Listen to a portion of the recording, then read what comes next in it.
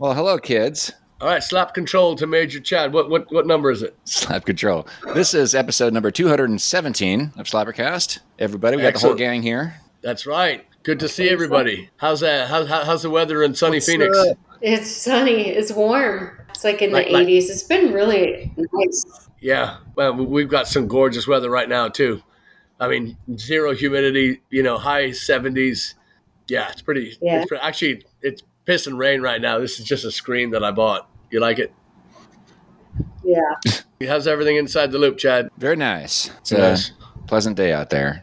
Turbo, Teethland, how's it going? All good, saving the world one smile at a time. That's what I say. All right. Yeah, so the last time we all spoke, it was before we go in, I want to publicly apologize to Heidi because I was supposed to call you with, we're looking at dates. I swear to God, the calendar's just been jumping. June right now looks to be a month that we could be seriously gone all 4 weeks of it and nonstop.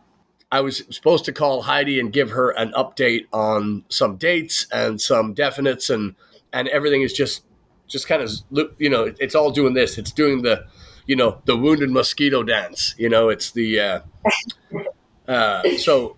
I just a million things to tell you, but none that I could put my hand on the Necronomicon and swear. Yeah. So I'll start with that. I'll start with the apology, and then. The last time, so I think the last time that we all spoke too, I kind of just wanted to, you just retouch, get those two wires and touch them together. The Florida tour. I've spoken a couple of times, just short emails and congratulatory, hey, thanks for coming, blah blah, that kind of stuff. It's actually kind of cool. We talked to a few places that are interested, they want us to come back, and I want to get the stuff down. So all in all, I know the pictures say that we were miserable and the weather was awful, but all in all, when we What are you guys' thoughts on the Florida thing? I know we talked about Little Rock and the Birmingham and the Atlanta. We talked about that a little bit. Well, we kind of skipped over Florida a little bit. No, I think for me, it's we focus on shows and the crowd and this, but my favorite thing about that was I felt like us four, we were just playing together really well, and that was my favorite part, and. Obviously, the landscape of the shows is great and awesome, but man, I thought we were playing really well, and that's what I strive for the most. Yeah, I agree. Yeah. It was good. It was a fun tour. I mean, the rooftop in Key West. Come on, it's like I'm sitting there. I look to the right after we get the stage set up. I look to the right. I'm just looking at the ocean. I'm like, dang. We made it. I was like, life's good, man. I was like, wow. Like, that was pretty awesome. Like a rooftop show. When you said rooftop, I was like, probably in the middle of the street somewhere. But nah, that was full-blown Key West rooftop show. Yeah. That was good.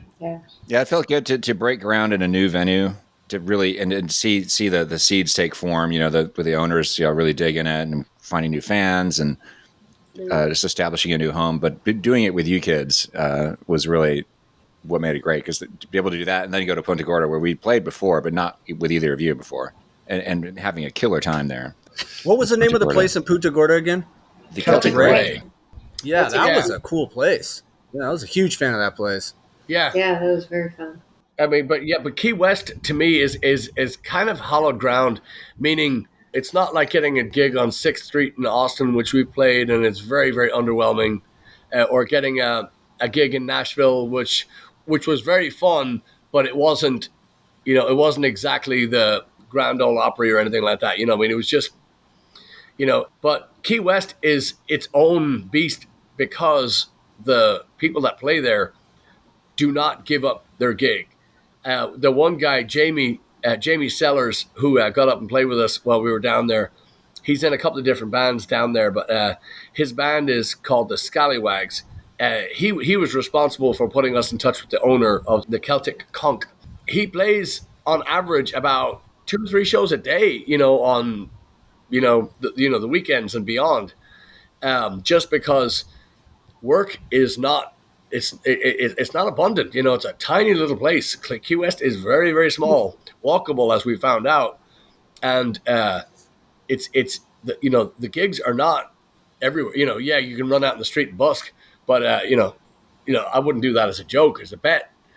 So again, to come across a gig like that where you're not playing for a tip jar essentially, or just it was just really, really a spectacular setting, like you say. But it's also a big step too. If to go down that far, you usually have to, which we've done before. You have to pay your own way. So, and yeah, and the west coast of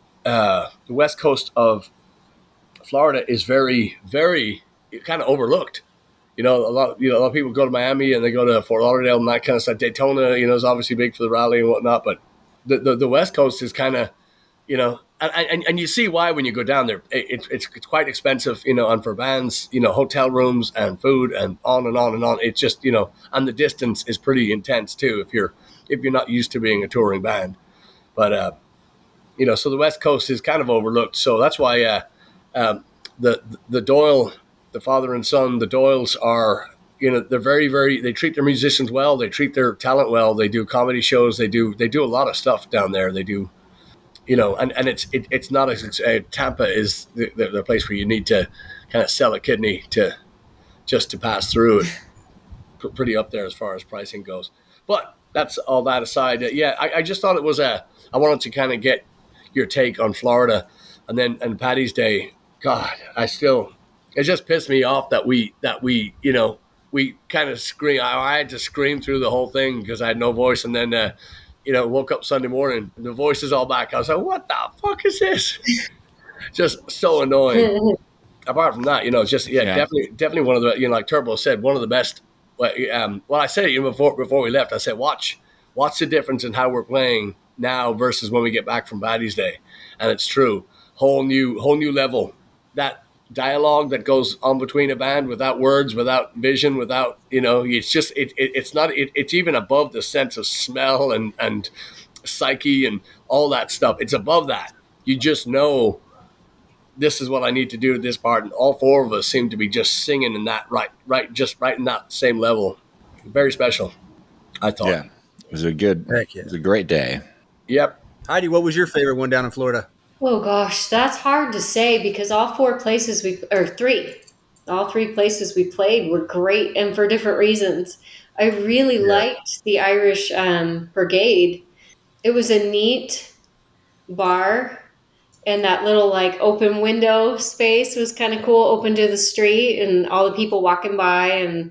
But the people that came in, and I think many of them were friends of Blaggards and friends of you and Chad, Patrick.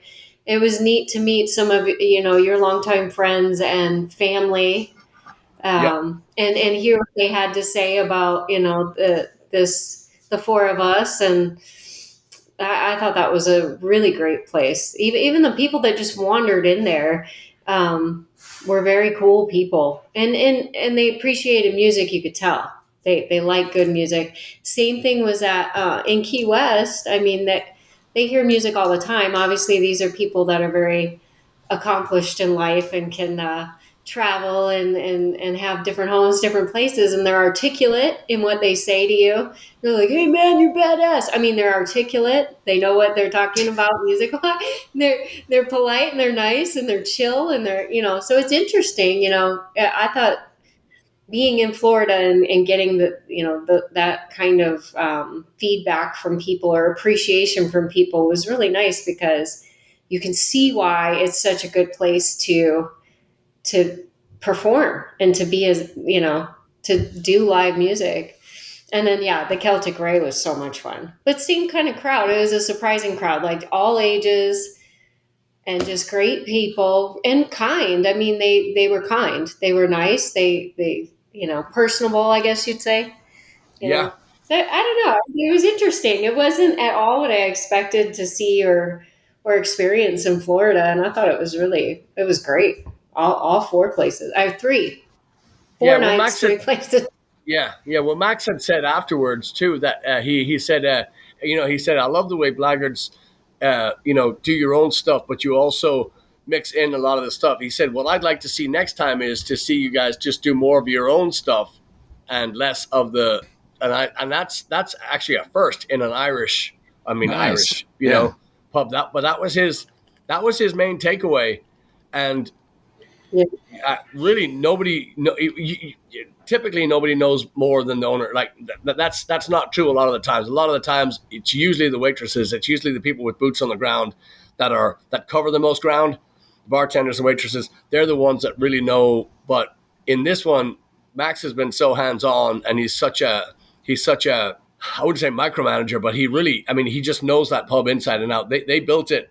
I can't tell you the term that they used for how they built it, but basically, as the club made its money, they built from the success. They didn't go out and take a loan or do the big Irish pub company. They did as the club would grow, they would add to it. So they didn't, they weren't investors. They weren't, so they just built it all. It's all in house, and so that's how I know that he knows what he's talking about. So when he's saying, like a lot of the Irish club owners, a lot of them would say, if they were given the choice between your original music and what they think that they want to hear in there, they would say, let's do all the Irish trad stuff with, a little bit of this and a little bit of that. So that was kind of shocking to me to hear him say that, but also I think it was a big compliment too, like we were talking about the way that we're playing together, the interaction. It's very difficult to say, to pull one over on the crowd. Meaning, it's very difficult to lie to your audience and say, "Oh, I love this song," and you play fucking Wild Rover, the way it's been done for 8,000 years. It's really difficult to sell that. But when you call a song, or when somebody calls a song and the band plays it like we were playing it, that's really difficult to lie about.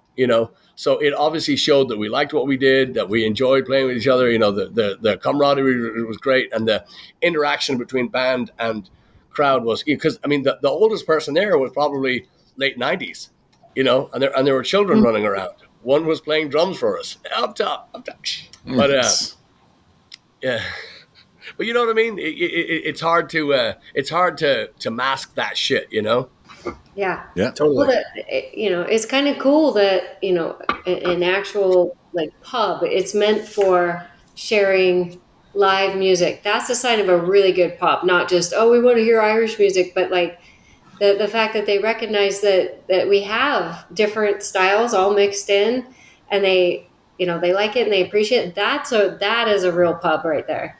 So that was cool too. Yeah. Good place. Had that balcony on top, like upper deck seating almost, Yeah. I didn't even notice it at first, and then we were playing, I looked up, I'm like, oh my god, there's people up there. Yeah. That was cool. That is The upper deck people, those are the true partiers. They're up there having a good time. Trevor, what was the owner's name? What's Doyle Senior? What's his name? Who? The owner, Celtic Ray. Oh, I don't remember. Yeah, his name was Kevin. It's very difficult. His name was Kevin. Yes, it is. It still is Kevin. that name doesn't mean anything to him anymore. I know. He goes, I don't know. I don't know any Kevins anymore. Yeah, my name is Turby. So it's funny. He's like a Monty Python character in that he has the same amount of Guinness in his pint when he comes up to you, and he gives you the same 4 or 5 jokes that he told you the time before. And you're in a bar, and if you've ever, if you spent a lot of time in bars, as some of us have, probably more than you should, you hear every joke ever written. And what I mean by that is every fucking joke ever fucking written, ever, is what I mean. But, and even if it's not the same joke, if it's not the same wording in the joke, it's the exact same setting, middle, and punchline. It's just a different, they just use different characters or different farm animals, whichever. But Kevin Doyle, the owner, he comes up and he's got the same amount of Guinness as he was, 3 years before when we played in there.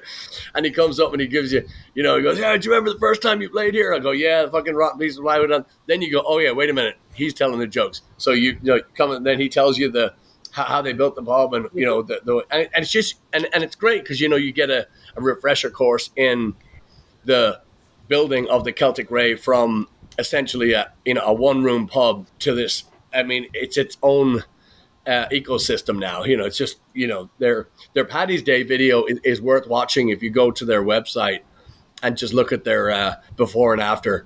The ocean of kegs that they went through on Paddy's Day was something to behold. So anyway, they they really deserve to be commended because they did literally build it from the ground up, and they didn't do any, that like these Irish pub companies that come and go within, blink of an eye. It's the hottest new thing in town, and it's, $12 for a shot of whiskey and $17 for a pint and $30 for fish and chips, and they're just serving you gruel and slop and calling it, authentic Irish, and you're paying them for the privilege. It's just it's awful. But yeah, these guys do it well. But yeah, the first time they're playing on that, I remember the rotten piece of plywood on the ground as the stage, and the band that went on before us had a 12-piece orchestra of Muppets, and they went on before us, and they just tortured these songs, and then we had to go back on there, and it was just oh my God. How long ago was that? I was trying to remember what year that was. I'm not sure. It's probably something BC. I would say maybe it was like 2017, 2018, something like that. That's what I thought you said. Was that with both the Clarks? It was. Yes, it was. Was it the Clarks? Yeah. Oh, it was way earlier than that. Yeah, it must have been 2012 then. 2012, yeah. Yeah. 2012, and it was just, oh my God. We've done it now. We've done it quite a few times. We've had camera rolling and, photographs, yes, but a lot of the times, we just it would be magical to have some of that stuff on tape to watch that stuff, because it was. I mean, you would after what we saw at the Celtic Ray in 2023, and you put those two side by side, it really is. It's the difference between, everything and nothing. So it's just it's quite spectacular what they've done. I think there is a picture of when towards the end of our set where the other band ran on stage uninvited, and I think there's a picture of that I remember seeing where you can tell we're all like just please don't destroy anything, guys. Yeah. Yeah, that was awkward. There was that, and it was the drummer especially had a gift of taking the swing out of songs and replacing it with a square. He wasn't even a drummer. That guy was he was like originally their bass player or something. He wasn't even really a drummer. Oh, he wasn't even a bass player. He wasn't even a. He wasn't. I mean, he was playing. He was playing on a child's kit. He was playing on like this, the Elmo drum kit. The Tickle Me Elmo drum kit. It was. I mean, ooh, yeah. That's why I'm saying my memory of that one is quite large. It left a mark, we'll say. But that needs to be, that definitely needs to be up there in the nightmare gig section. When we do the the behind the thing, because that was just. And again, it wouldn't have been bad except they had begged and pleaded to come on the show, or to be part of the bill. So. They just, the club thought, oh, great, well, local band bring in their people, and then, touring band gets more people to play to, win-win. No. By the time they were done, and again, with non-pros, you get the Mickey Mouse gear, you get the fumbling, jumbling, tripping, and skipping, and, it just takes forever to get on the stage, and just moronic,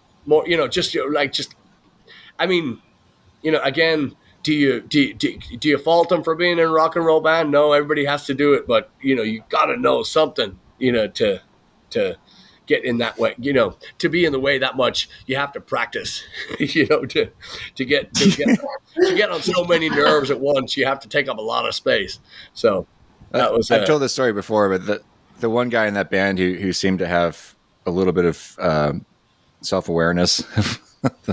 the situation in general was after they played, and he was a cool guy, but he came up and talked to me for a second, and I was like being polite, saying, "That was a great job, guys," and he goes, "Nah, we suck." Just immediately negated what I said. I like that guy. Yeah, he's like, "Nah, we suck. Don't even." Yeah. Anyway. We can only go up from here, man. Yeah. I like that guy. Oh man, that's awesome. Yeah, that was a night to not remember. So does anybody have anything to kill this fine evening? this Tuesday morning, this Slapper morning. They do. Yeah. Yeah, we see nodding. Yeah, who's first? Not I. Heidi? I'll go first. Yeah. Good. I don't know if this has been killed before, but I heard it the other day, and I'm like, oh, that's gotta go. We built this city, Starship. I think that has been killed by somebody, Ow. but that's all right. It deserved no. Go again, please. We It's could kill the just, song every week. It wouldn't be enough. just a goofy song, you know. Yeah, that whole lineup from that era was just appalling. Every song seemed to be worse after, before and after. You know what I mean? Like that, they were just trying to outworse themselves. Yeah. It's often listed. I've seen it listed on like when I've had brain blocks trying to think of a song to kill, and I've gone back to look for worst songs of the 80s, worst songs of the 70s, really? 90s, whatever. For the 80s list, that one is always towards the top of the list. It is remembered or maligned like universally. It's one of the worst songs of the 1980s. Yeah.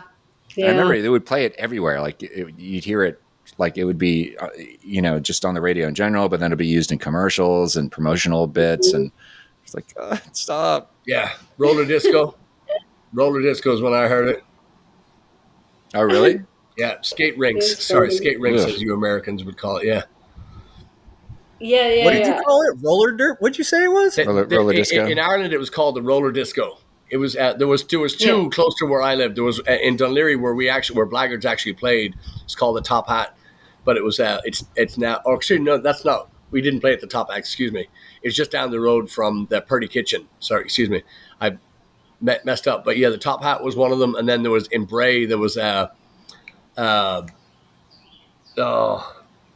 just we would just say we were going to Bray, but you knew we were going to the roller disco in Bray. I can't for the life of me remember what that was called. Just left my head. Roller disco. I've never heard that. That sounds. roller Is that disco. made up? That's not made up. No, that's real. It's not made up. Roller disco. That's what they call it. Yeah. Roller Man, I rink just is learned what they something call new it here. today. Yeah, Roller rink. I've heard. But in Bray, I rink is remember what we in called it. particular they used to have what they called the dance competition in the middle of the thing. So the girls would go out there and they would do their little moves and they'd skate around and the winner would get whatever they got. And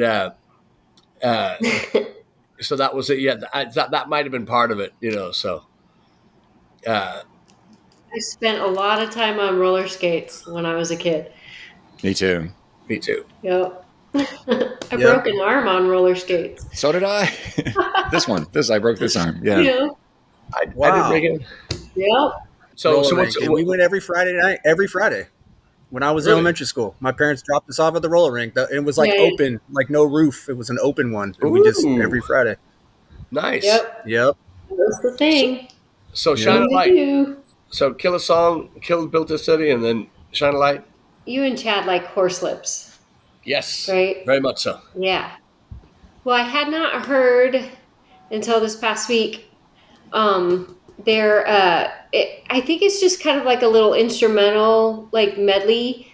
It's a bonus track on one of their albums, and they did it live. Like the recording is a live recording from Berlin in like 1976, but it's their mashup of Rakish Paddy, and they call it Johnny's Wedding, and I think I know it as a different tune, but those two like tunes together. And then when they go into like this whole other thing that doesn't have a name to it, it's really cool sounding. I hadn't run across that recording of theirs ever before until like this week, and I thought that was like, send me a link to that if you would. I'm not even familiar with that. I'd love to hear it. Well, I found it because I was considering, Rakish Paddy for the new medley we've been chatting about. And so I was Googling. I like to listen to like everybody's version of it when I'm starting something new. So that's how I found it. And I was like, oh my God, I really like this. I'm shining a light on that. Rakish Paddy. Cool. Very nice. That's it. Dang, we shouldn't have let her go first. That's a good one. I know. I know. Ladies first. That's See, I told you I I'm should the have only gone first. lady. Yeah. Dang it. I could duck out if I go first. I'm like, Uh-huh. all right, now you can go, Deirde. Yeah, you go. Okay, I got to look this up here. So I've got, I was on my anti Cranberries kick there for a week. And while I was looking that up, I ran across this other song, and I've never heard of this person. I don't know if you guys have, but Ellie Goulding. Anybody heard of that? Yeah. And I see this video, and it had like 115 or something million views. I'm like, oh, I'm gonna kill this song. Like this is gonna suck. And just because of the numbers. it was in the same genre because I was on this like same kind of.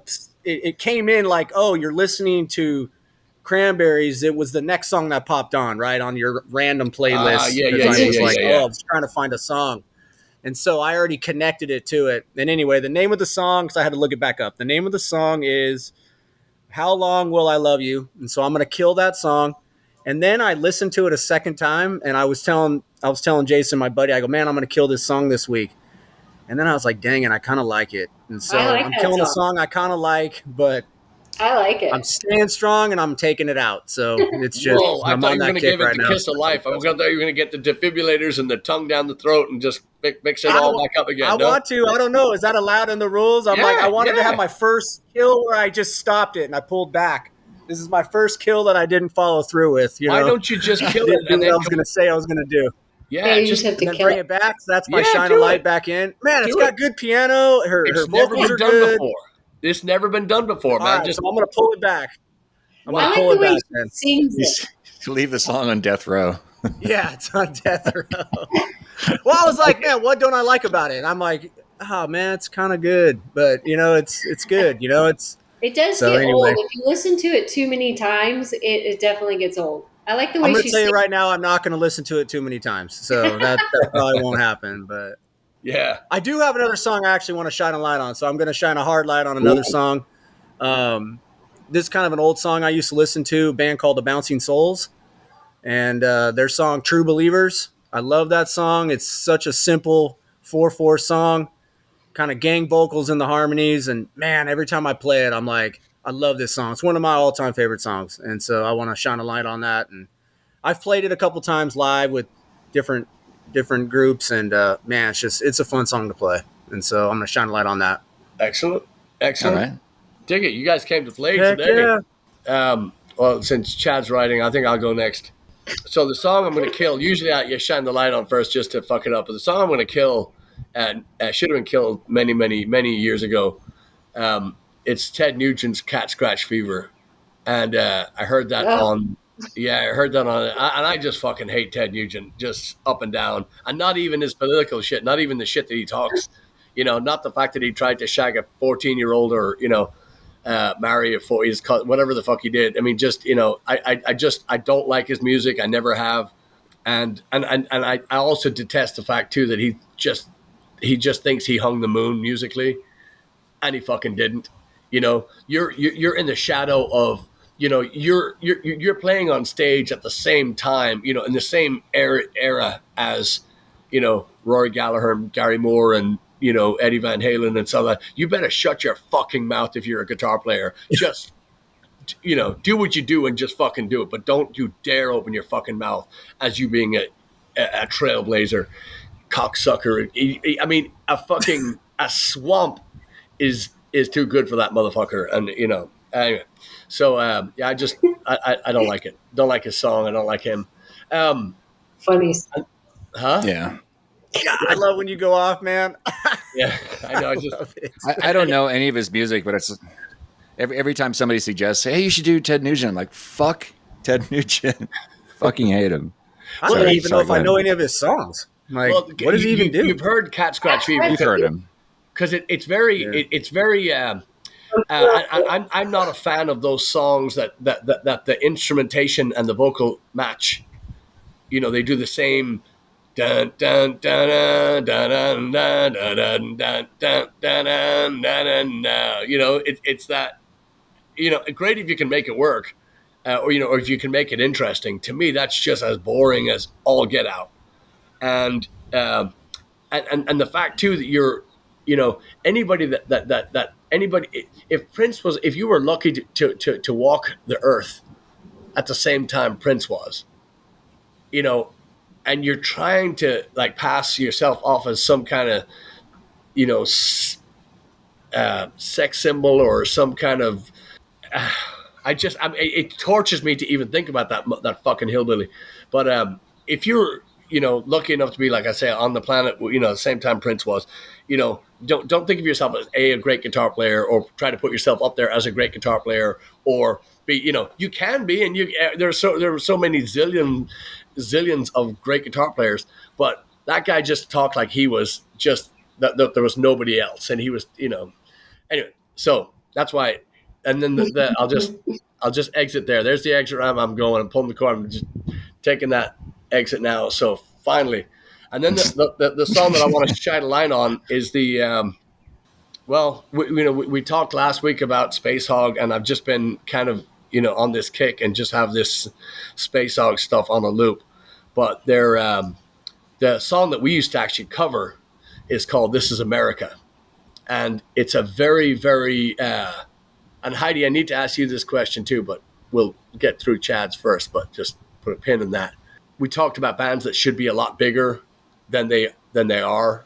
Bands that are greater than they should. We just talked about Ted Nugent, and he thinks that he should be up with the Beatles and the all these huge names, and and Space Hog, to me, musically and lyrically and sonically, are just top of their game when they bowed out, but still around, something still kicking there. Anyway, the song "This Is America" is just such a nod to that glam rock 70s and even some 80s stuff in there. It's hard rocking, it's heavy hitting, the lyrics are decent, the production is out of this world, and it's a song that doesn't let go. It's a song that grabs you and doesn't let go, and it's just so that's my shine a light on moment.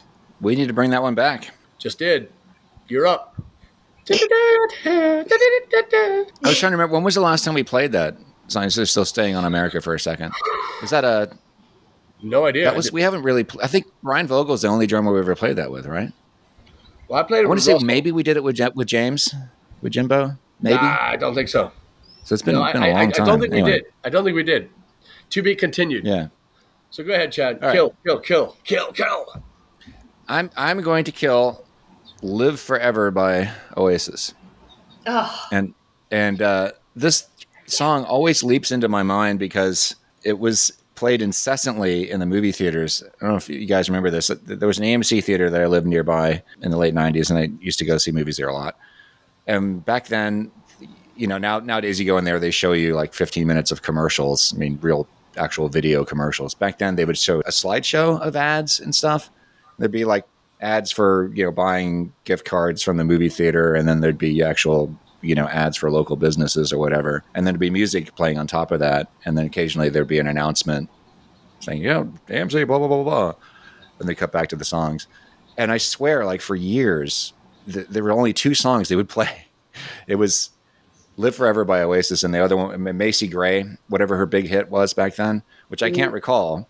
So I'm not killing that one because I can't remember it. But "Live Forever." And I swear you'd sit there as you're waiting for the movie to start watching these slides, and the Oasis song would come on at least twice every time you'd go to the movie theater, just to be some announcement, and then once again, late. You just heard this fucking song. So I'm very, very eager to kill that one. I didn't know which one it was until you said that. Now I know the song. Yes. Okay. Yeah. And there aren't a whole lot of Oasis songs I like, but that one is not one of them.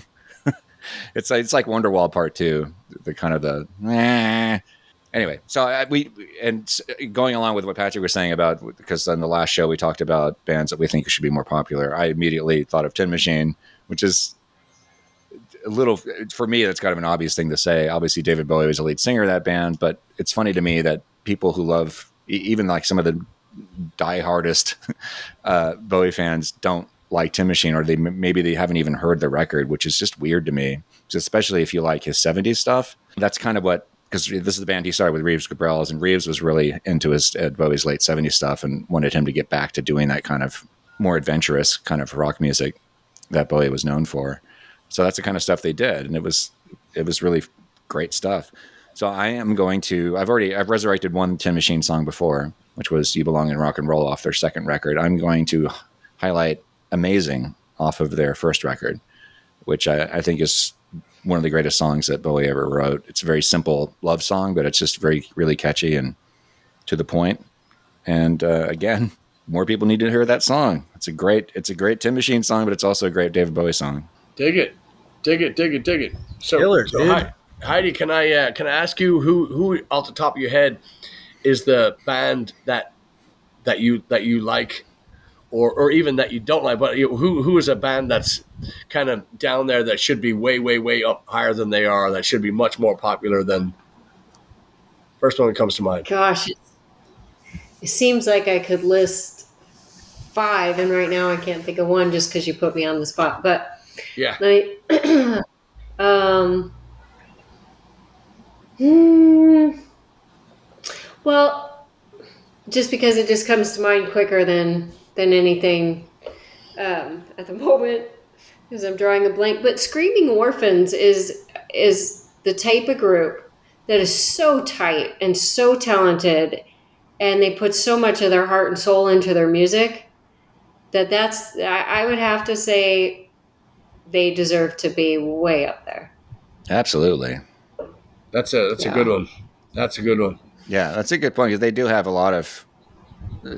I can think of several of their songs that could be radio hits. Yeah, Absolutely could be and should be. they're Do you think incredible?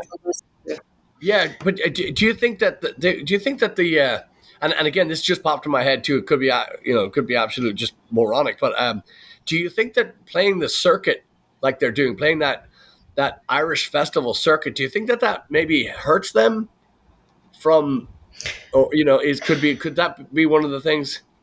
I don't know, because they also play some theaters, some nice theaters. They've played some really great venues. So maybe, I mean, I can see where, yes, it can hurt you. I think you should maybe only do so much of that. And then it's hard. It's like you either have to try it all or you just step in that one lucky direction that one time and you're set. It's such a weird business. It's just, that's why there are groups like that aren't up where they maybe could be. Maybe they don't want to be. Maybe they like right where they're at. I have no idea. That's very true. Yeah, that's very true. Yeah. I mean, a lot of people, I can't see them. We won't name the festival that we're talking about, but we all recall very, very recently at one of the festivals, and where they were just saying, fuck this, never again. What the fuck are we doing here? All that stuff. And it was eye-opening to me, because I thought that they had vetted their shows a little closer than that, because it was obvious to us when we went up and did it. It was obvious that it was we were taking a swing at it, and we gave it a fair shot, and onward. But I agree with you on that, because I think that I didn't think for a second that they would be content where they're at. I thought that they were definitely aiming higher. However, that might be a thing of theirs, because if you start getting into the Ticketmaster, we'll call it, if you start getting into that bracket, into that level, then you end up losing a lot of your control. Right now, they're all in-house. It's the sisters and it's Raina, and that's it. There's nobody else. I mean, I again, we're I'm talking from an outsider's point of view. It looks to me like that's their operation, and they they have it down. Again, something bigger would probably cost a lot more, and they might end up making less. So can I highlight one thing, and you can marker it if it doesn't fit, from St. Paddy's Day real quick? Yeah, go. Okay. Because there was something I didn't get to bring up before, and I was going to do a Facebook post, and I haven't done it. I'm so behind on everything. But I really wanted to say, like, one of the coolest things about touring and playing with you guys is the people that we're playing for and the fans, and they treat us so nicely. But it's great that they appreciate the music, and a bunch of them keep coming back. But it's kind of like a little group of friends and family, and some of them are just the coolest people. We could list them off for like half an hour, but I thought it was just wow, when Larry Blackwell came up to the stage at O'Bannon's on St. Patty's Day and gave us his Aggie pins. Mm-hmm. And so he gave us these. I wore this one on my sweater. I think, Patrick, you had one on your pant leg by your boots. One of these two or both. I don't know. But these are pins he had to earn as part of the Aggie marching band. And he has a story behind how he earned each one. And I won't go into the whole thing. But I thought, I'm standing up there on stage, like looking out at this huge crowd. And here's Larry Blackwell giving a piece of his musicianship, his history, his connection to the town, the place, to us. He's giving them to us. And these are not easy to earn. Marching band is brutal. That's some serious stuff to do. And some people might laugh at it, but oh my God, they work their asses off. I mean, they should get, like, I think some of them do get letters like it's a sport, because it practically is. I mean, they have to do music and march around and everything. I mean, I admire them. So for him to walk up on St. Patty's Day and give us these pins, that's really important. And I just was like, oh my gosh. And I've hung on to them. They've been on my desk here in my studio ever since I got home. And I just wanted to highlight that. That's kind of some of the cool stuff that we are experiencing, you know, playing for these people. It's really neat. It's special. So yeah, I'm so glad you brought that up. Have I met him? No, I think it was his first show. Larry. Yeah. Larry's on show number 66. Go ahead, Turbo. No, you're good. I said Heidi, same thing. When he gave me that other pin, and then Stacy's standing next to me, and she's like, "Wait, what is the pin from?" And I explained to her, and then next thing you know, she got like tears coming down her face. She's like, "This is a big deal," and I was like, "Oh yeah," and it was cool. Yeah. I'm glad you brought that up. Yeah.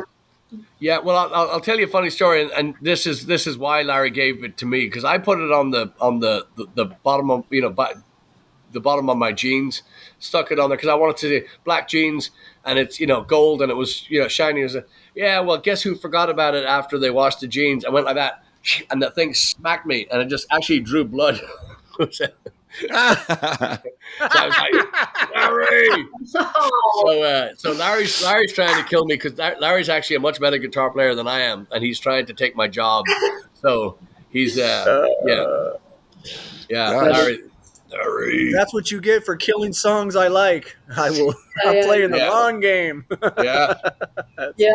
No, that's Kelly Navarro. Yeah. If she ever sends us pins, then we should be very careful.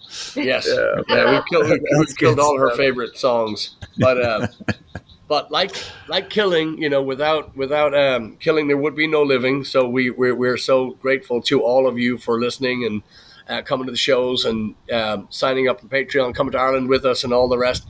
We're so glad to have you here on SlapperCast, and just subscribe, and tell your friends, and come see a show. We got some great shit in store, and we're just itching to get back out there and do it again. Somebody is off to Mexico, so we won't be around this week. Actually, no, you're back from Mexico now. Excuse me, I forgot all about this. I'm back. Welcome back, senor. Just got back.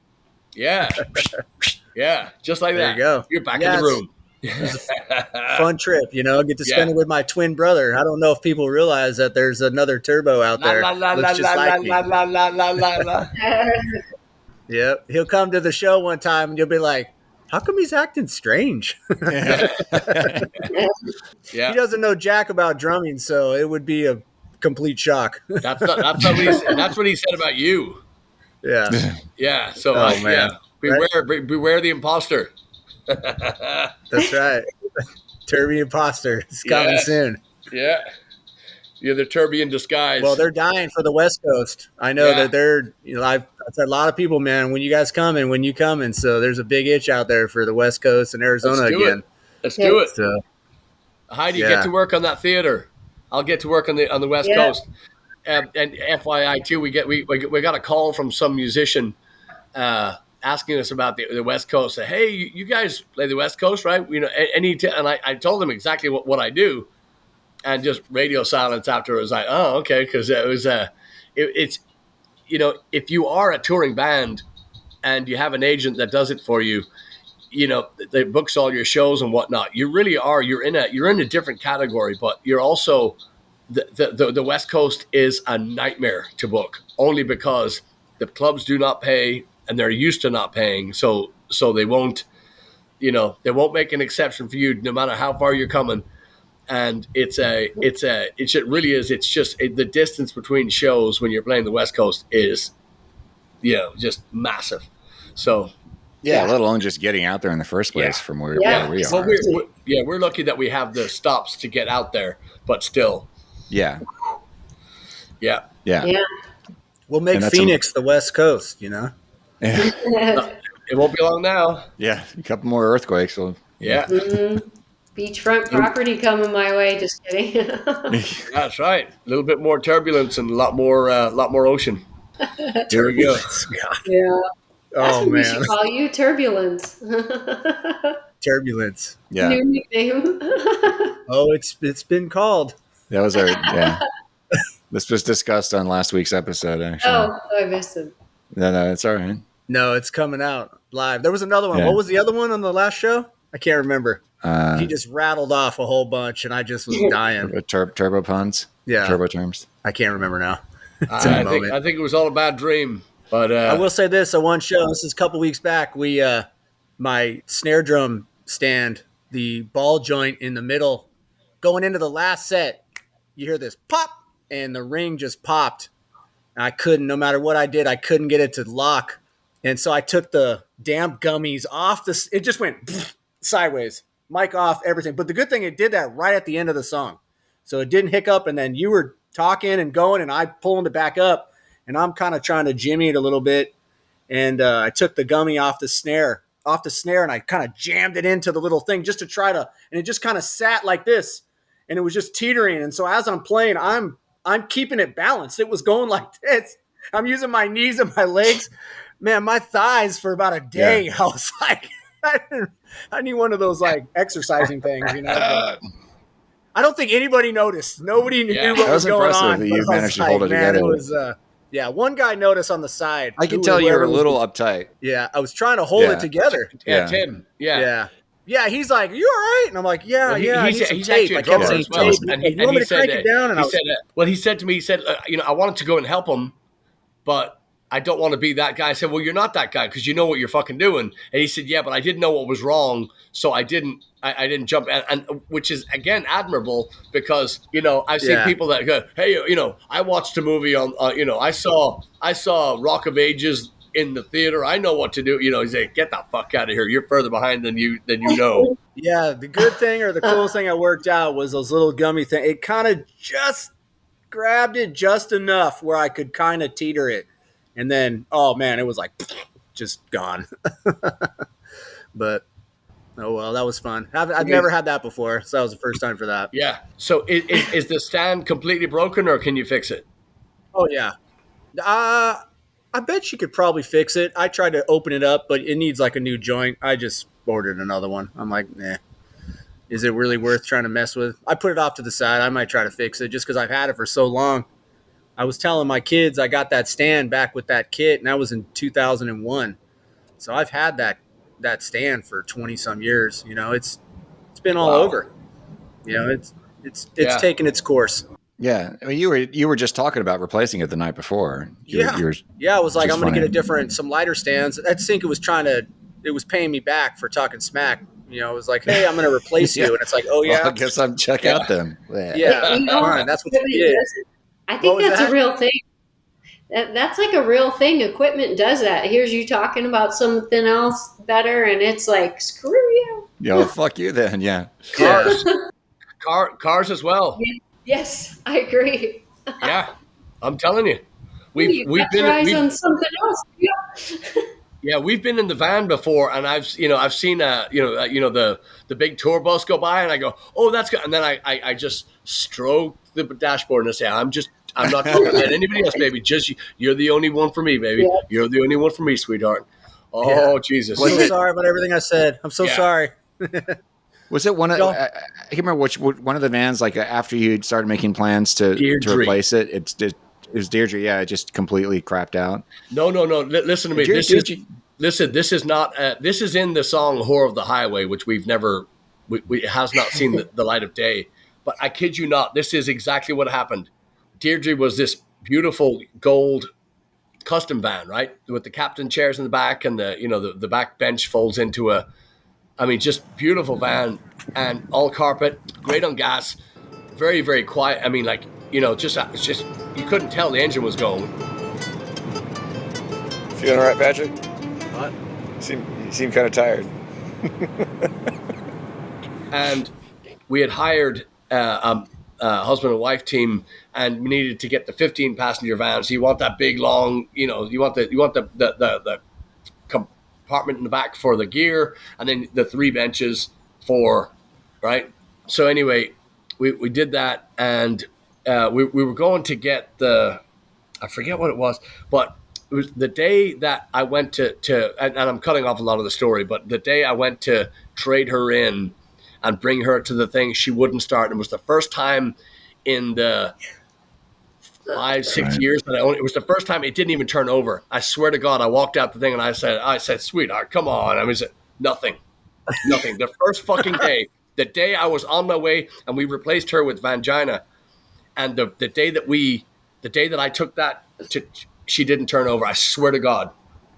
Oh God, that's awesome. Yeah. Not that you had to deal with that, but that's a good story. Yeah, no, it's and it's What's true. the name of the van now? What's the name of the van now? You got a name for the new one? Vicky Van Clapp. Vicky Van Clapp. Rarely ever hear the name. Deirdre was referred to by name every day, and she was like a member of the family for many years. And what type of van? Like an Econoline? Yeah, it was in the Econoline, but it was the custom, with the TVs in the back and all that. Just like the conversion one. Yeah, with the window blinds. It had the honeycomb. Spectacular. Oh yeah. It was like riding in a palace. And Heide Yeah, those vans are awesome. Heide and Turbo, top marks for you. If you can just take a wild guess at where the name came from. Chad, you're excluded from this. Deirdre. Deirdre. I never got it. Deirdre. There's a hint on my screen. On your screen, is it? Holy Grail. It's from a Close. song. Isn't it from a to the right, to the left? I can't see you. You're red hot, Kevin, but you're not quite on the money. Yeah. But it's just I ripped it off completely from Monty Python. It's just it's a Monty Python sketch. And what is the name of your ravishing wife? Wait, don't tell me. It's something to do with moonlight. It goes with her eyes. It's soft and gentle, warm and yielding, deeply lyrical and yet tender and frightened like a tiny white rabbit. It's Deirdre. Deirdre, what a beautiful name. Anyway, so listen, we've been ending this show for an hour. We've actually been ending this show for longer than it's been on. So why don't we let these fine people get to their days, and just thank everybody for tuning in to SlapperCast, our weekly talk show with Blaggards. And we are just delighted not only to have Turbo and Chad, but we got Heide on finally. She's been at Mass praying for all of us. So we finally get her on, and we're just can't wait to get her back in the van and off on the road we go. So thank you for listening, Patreon. Thank you for all you do, and sign up. Let's go to Ireland. Yeah, let's do it. Rad. All right, y'all. We'll see you next week. Cheers.